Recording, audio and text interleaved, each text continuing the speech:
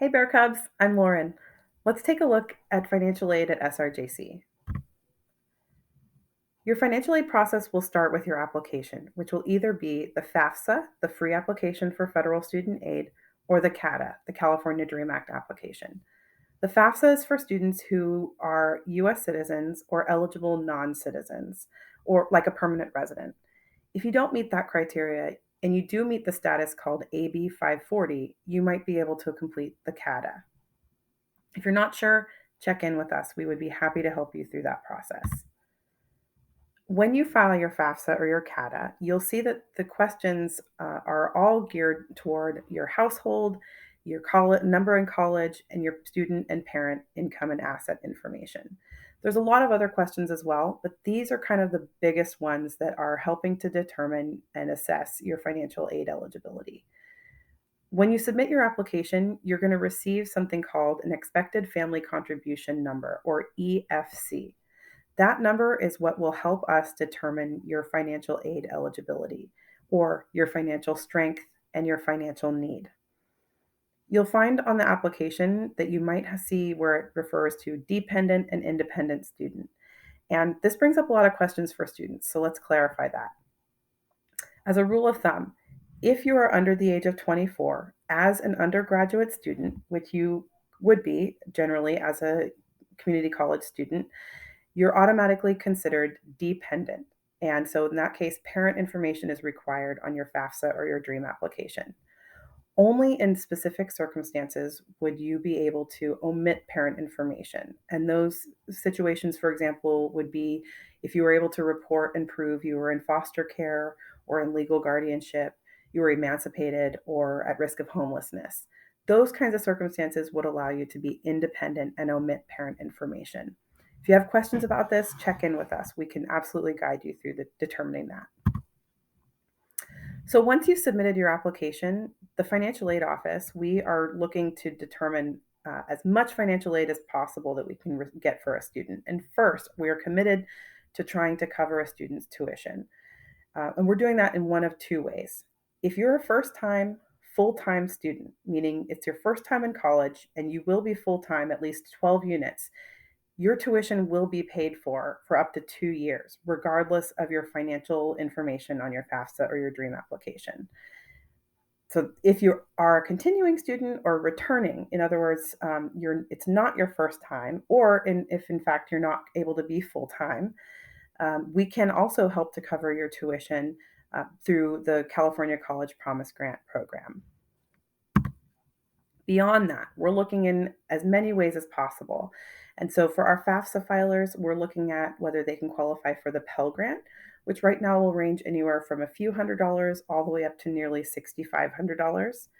We're also looking to see if students can qualify for the Cal Grant, and this would be applicable for our FAFSA and our DREAM application students. These are awards that range also from a few $100s up to several $1,000s, dependent on your enrollment in a lot of cases. Our FAFSA filers, we're looking at to see whether we can offer work study, which is the opportunity to gain employment and income, but also networking and work experience. For our FAFSA filers, we also offer student loans. And at SRJC, we have one of the most robust scholarship programs in the nation. Our Doyle Scholarship, for example, we have awarded over $90 million in funds over the last several decades, and we continue to award at a rapid rate. Our foundation scholarships are also quite robust, offering more than 600 scholarships annually, in addition to more than $4 million annually. And so we are really proud of the different opportunities that we're able to offer our students. It's important for students to understand what it costs to go to college. And so, for example, at SRJC, this is an example of a budget that we offer our students. We, of course, will notify students of what their enrollment fees include, and in this case, it's close to $1,300 for the student who's full-time for the year. But we also recommend students to budget for their housing, their books, supplies, transportation, and more. And so for our example, this student's cost of attendance, their budget should be set at around 17,000 for the year. It's really to help a student understand the scope of what it can cost for a student to attend college. And so you going through with that, if we were to consider, we've assessed, what it means to apply for aid, the aid that the student can be considered for, what it costs to go. This is now to show you what that actually means for the student.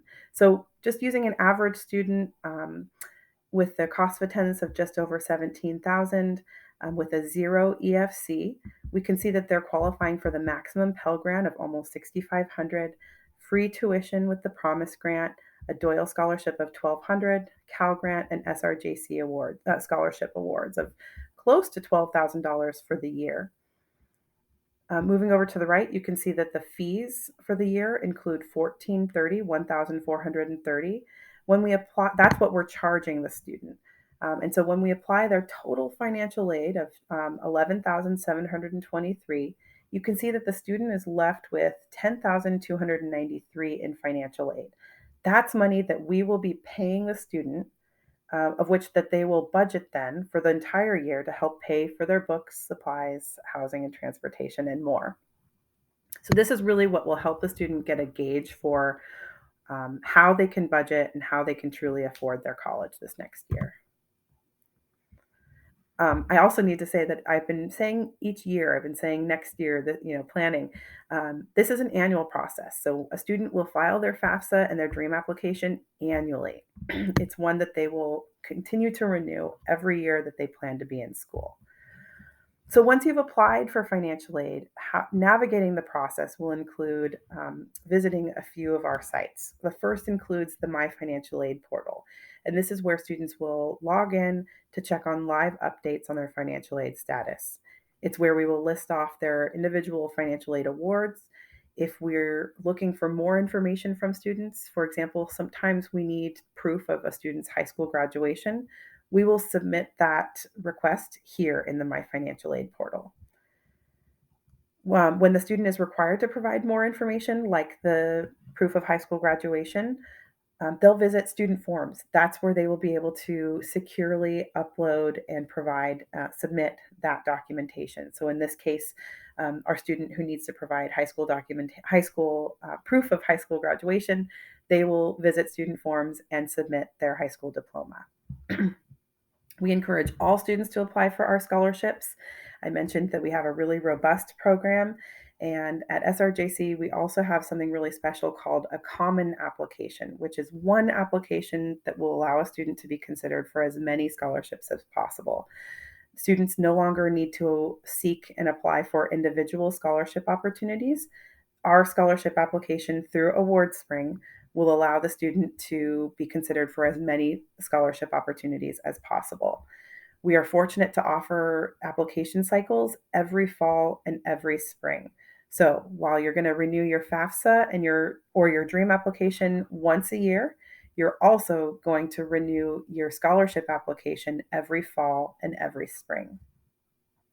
In the student example that we looked at earlier, they had over $10,000 in excess financial aid, money that we owe the student. To get that to the student, we encourage them to register through Bank Mobile, and that is where we're able to directly deposit those funds to them. You can access all of these portals at financialaid.santarosa.edu in addition to your student portal. But this handy, financial aid decal, you can find that at our homepage at financialaid.santarosa.edu. We are available daily by Zoom drop-in from 10 to 12 and 2 to 4. We are also available, of course, by email, phone, and virtual appointments. We're not yet in person, but that will be coming soon. So actually, perhaps while you're watching this, we may be in the position where we are in person. So check our website for updates. We are also active on social media. So check us out on Instagram and Facebook, where we're able to share updates on Financial Aid Fridays and Scholarship Sundays. We're also thrilled to be able to share information from your peers about what financial aid means to them. So if you're in the position where you feel compelled to share your positive story about financial aid and your experience and what it's meant for you, please contact us. We would love to share your story and help to empower your peers to feel so positive as well. There's several resources, a list here. Again, our homepage, but then also some federal and state and outside entities for you to use. I can't stress it strongly enough to use us as a resource in financial aid. We are here for you. We believe in you as students, and we are here to support you and empower you so that you can make your education real. So check us out, and we look forward to helping you soon. Thanks.